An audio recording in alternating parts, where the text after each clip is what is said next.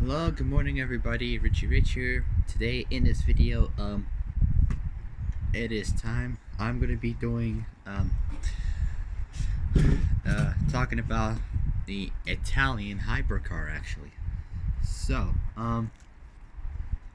yeah, and I also have, I'm sorry, excuse this, sorry. I also got this. I've also done some air fuel ratios for high performance cars. So, I've done quite a few, of what they do. Well, oh god. Whoa. We'll do this one in a minute, but first I want to get this out of the way. So, I'm going to talk about air fuel ratios first for high performance cars, which I did some research on for like different kind of like cars, like sports cars, muscle cars, hypercars, all that sort of stuff. Basically for high performance cars, I did air fuel ratios. All right. So we'll save up the Pagani Utopia. So this is the car I'm going to be talking to you guys about. So let's do it. All right, air fuel ratios for high performance cars. For maximum reliability at full power, air fuel ratios from 10.5 to 12.5 to 1, or 10.5 to 12.5 to 1, are considered best. Depending on the engine. Richer than around 10.5 to 1, 10.5 to 1, you start to get noticeable black smoke from the exhaust. The car can also struggle to run properly without misfiring. So, basically, like, well, I would say, like, if there was some black smoke in going from my car, what I would do is I would add like a catalytic converter, because what that does is that basically it gets like the most harmful gas. It gets like all of the harmful gases, like most of it, and then converts them into the less harmful gases. So you won't cause like carbon monoxide, so it won't stick to the hemoglobin. Because if you breathe that, it will stick to the hemoglobin and you will slowly suffocate.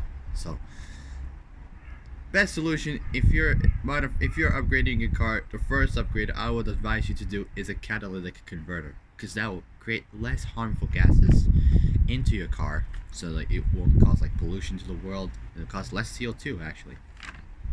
Alright, so yeah, the car can also struggle to run properly without misfiring. Good air fuel ratios for race cars. It used to be that 12.5 to 1 was considered the best power ratio, but with improved combustion chambers and hotter ignition systems, the ideal now is around 12.8 to 1 to 13.2 to 1.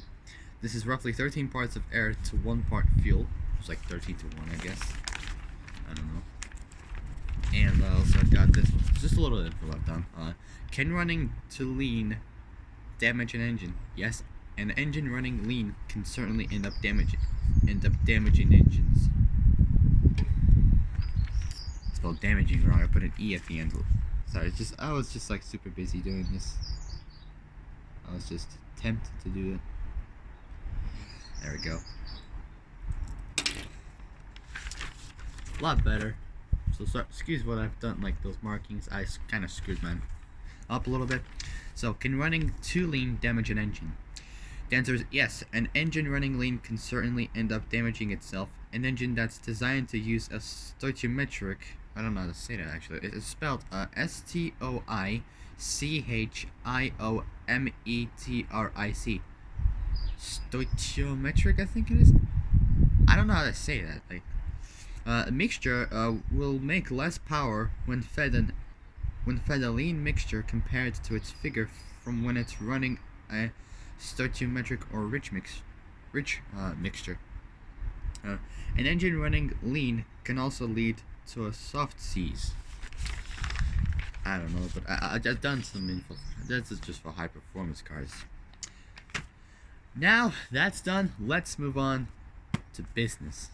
Well, this was also business as well. Business as usual. Alright, so let's talk about the car. The Pagani Utopia. The Pagani Utopia is a mid-engined hypercar produced by the Italian sports car manufacturer Pagani. It was developed under the C10 code name, and presented on the 12th of September 2022 at the Teatro Lirico in Milan. It's a third car model by Pagani, succeeding Pagani Huayra with more power and a manual gearbox option, so no more of those twin clutch, dual clutch paddle shifters. So proper manual for proper drivers, so that's the best option. A total of 99 examples of the closed coupe models, or coupe, are planned with possible open and track variants. All 99 coupes or coupes are already assigned to the customers. Next, this is development. The Pagani Utopia was developed over the period of over 6 years and utilized 8. So yeah, it was period over 6 years and utilized 8 components. Well, 8 not components, but 8 complete prototypes. 3 of those prototypes were dedicated to engine testing that lasted around 2 years.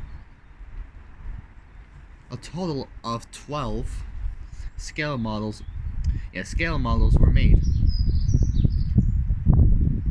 and these have got like ratio scales put to them. So yeah, 12 scale models were made, 10 at 1:5 scale and 2 at 1:1 scale models. Its overview: manufacturer is obviously Pagani. Production was in 2022, so that was last year. Assembly was in San Cesario Sulpanaro in Italy. Its designer is Horacio Pagani. Body and chassis: class is a S-Class. It's a sports car. Well, technically it's a hypercar. Well, same thing basically. Body style: two-door Berlinetta. Layout is a rear mid-engine rear-wheel drive. Doors are butterflies. Yeah, butterfly doors. Powertrain is next. So the engine is a 6-liter 365. The engine is a 6-liter 365 cubic inch twin turbocharged Mercedes-AMG V12. It's a really good engine actually. Power output is 864 PS, 635 kilowatts, which is 852 horsepower. It's like, that is like literally two more than the GT350R Hennessy Mustang that was used in Top Gear by Matt LeBlanc when they were racing the V8 cars. It's like two more than that. Two more. So yeah, 852 horsepower. Transmission. Yeah, transmission. There's two versions of the 7-speed trim T-Trax. It has a 7-speed T-Trax. It's spelled T. No, sorry, not T. It's spelled XTRAC. I call it T-Trax. There's two versions. You got 7-speed T-Trax manual and 7-speed T-Trax automated manual. So it's like an automatic manual gearbox, basically. I don't know how that works, but that's how it is. So yeah, automated manual.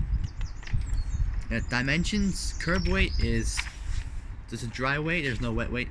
It's 2,822 pounds, which is 1,280 kilos. I would say that's light for a hypercar like this. It's alright. Chronology: its predecessor is the Pagani Huayra. Reason why is because the Utopia has the same exact engine as the Huayra and the same layout, rear-wheel drive, mid-engine, and it kind of almost looks the same, but it's identical to the Huayra. Like if you were to like do a comparison like with two cars, with the Huayra and the Utopia, you would see like the difference in the cars. So its chronology is predecessor Pagani Huayra. Next up is specifications. Utopia's forged aluminum or aluminium, double wishbone suspension, I call it twin wishbone suspension, was based on experience gathered throughout the track-only Huayra R's development. An all-new 6-liter twin turbocharged V12 engine designed and built by Mercedes-AMG will now develop 864 PS, 635 kilowatts, and 852 horsepower at 6,000 RPM and 811 pound-feet and 1,100 newton meters of torque, available between 2,800 and 5,900 RPM. The engine weighs 577 pounds, 262 kilograms dry weight. Pagani partnered Pagani partnered with X-Track to develop a 7-speed gearbox that will be mounted transversely and is available as pure manual or an automated manual and coupled with an electromechanical differential by a triple plate clutch.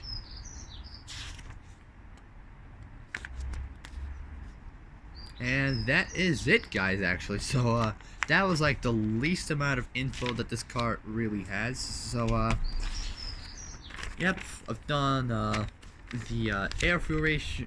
I'm sorry.